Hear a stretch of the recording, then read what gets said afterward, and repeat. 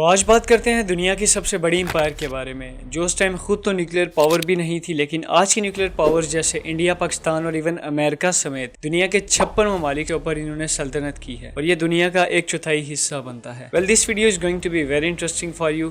Let's bring the inside out. تو ہم بات کر رہے ہیں برٹش امپائر کے بارے میں۔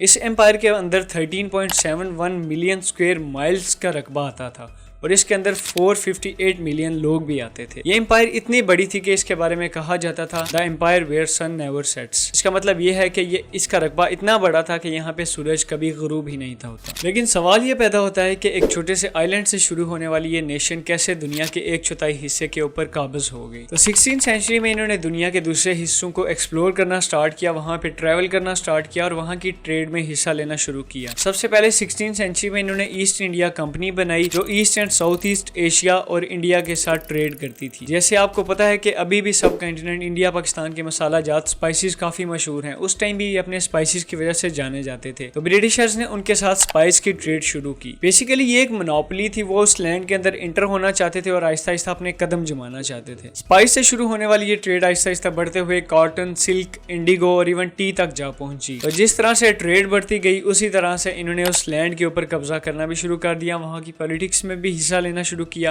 اور آہستہ آہستہ انہوں نے انڈیا کے ایک بڑے حصے کے اوپر قبضہ کر لیا۔ یہ 16 سینچری کی بات ہے۔ اس کے بعد 17 سینچری میں انہوں نے دوسری یورپین کنٹریز جیسے فرانس اور نیدرلینڈ کے ساتھ نیول وارز کی، جس کے نتیجے میں انہوں نے نارتھ امریکہ، افریقہ اور ایشیا کے اوپر بھی قبضہ کر لیا۔ 17 سینچری کے مڈ میں ہی 7 ایئرز وار ہوئی، جس کے نتیجے میں انہوں نے کینیڈا اور انڈیا کے ایک بڑے حصے کے اوپر بھی قبضہ کر لیا۔ تو جب یہ نیول وارز ہوئی، انہوں نے امریکہ کے اوپر قبضہ کیا تو انہوں نے وہاں بھی اپنی کالونیز بنائی۔ تو اس طرح سے دوسری فارن ٹیریٹری کے اندر کالونیز بنانے کو ہم کلونیلزم کہتے ہیں۔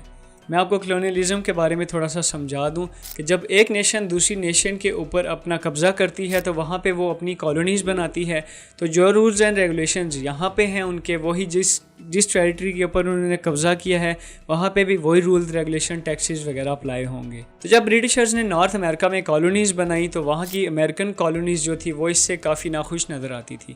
وہ برٹشرز کے رولز اینڈ ریگولیشن اور ٹیکسز سے کافی ناراض نظر آتے تھے۔ ان ٹیکسز میں مینلی 2 ٹیکسز تھے، ایک اسٹیمپ ایکٹ اور دوسرا Townshend act. Stamp act basically جو آپ کے لیگل ڈاکومنٹس یا آپ کے پیپر کے اوپر جو ٹیکسز لگتے ہیں، جیسے نیوز پیپر یا آپ کے لیگل ڈاکومنٹس کے اوپر، اور ٹاؤن شینڈ ایکٹ آپ کی امپورٹڈ پروڈکٹس جیسے گلاس، لیڈ، کاپر یا ٹی وغیرہ کے اوپر جو ٹیکسز لگتے تھے وہ ٹیکسز تھے۔ تو امریکن کالونیز ان ٹیکسز سے برٹشرز کے کافی تنگ تھے اور دیکھتے ہی دیکھتے 3 امریکن کالونیز نے ان کے خلاف بغاوت کی اور وہاں سے امریکن ریولوشن سٹارٹ ہوئی۔ اس امریکن ریولوشن کے بعد 4 جولائی 1776 میں یونائٹڈ اسٹیٹس آف امریکہ قیام پذیر ہوا اور اس طرح انہوں نے برٹشرز سے آزادی حاصل کر لی۔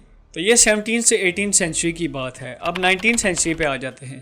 19 سینچری میں کوئین وکٹوریہ نے اپنے اس رقبے کو بڑھاتے ہوئے پیسیفک، ایشیا اور افریقہ تک بڑھا دیا۔ تو کوئین الزبتھ جو بھی لاسٹ ایئر سپٹمبر 8، 2022 کو انتقال کر گئی ہیں، وہ کوئین وکٹوریہ کی گریٹ گرینڈ ڈاٹر تھی۔ خیر اب بات کر لیتے ہیں 20th سینچری کی۔ ورلڈ وار 2 کے بعد کافی کنٹریز جیسے انڈیا، پاکستان اور دوسری افریقن کنٹریز نے بھی برٹشرز سے انڈیپینڈنس حاصل کر لی۔ بالآخر جس امپائر کے بارے میں کہا جاتا تھا کہ اس کا سورج کبھی غروب نہیں ہوتا، وہ سورج آہستہ آہستہ غروب ہونے لگا۔ اور اس طرح سے یہ 56 کنٹریز آہستہ آہستہ آزاد ہو گئیں اور ان میں سے صرف 14 کنٹریز ایسی ہیں جو آج بھی کنگ چارلز 3 کے ساتھ لائل ہیں، جن میں آسٹریلیا، نیوزی لینڈ، سولومن آئی لینڈز اور کینیڈا وغیرہ شامل ہیں۔ خیر ان سب 56 کنٹریز کے الگ ہونے کے بعد 1949 میں کامن ویلتھ آف نیشن بنائی گئی۔ بیسیکلی جو فارمر برٹش امپائر کے نیچے کنٹریز تھی، یہ 56 ان سب کو اکٹھا کیا گیا اور اس میں تقریباً 2.5 بلین پیپل ہیں، وچ از 1/3 آف دا ورلڈس پاپولیشن۔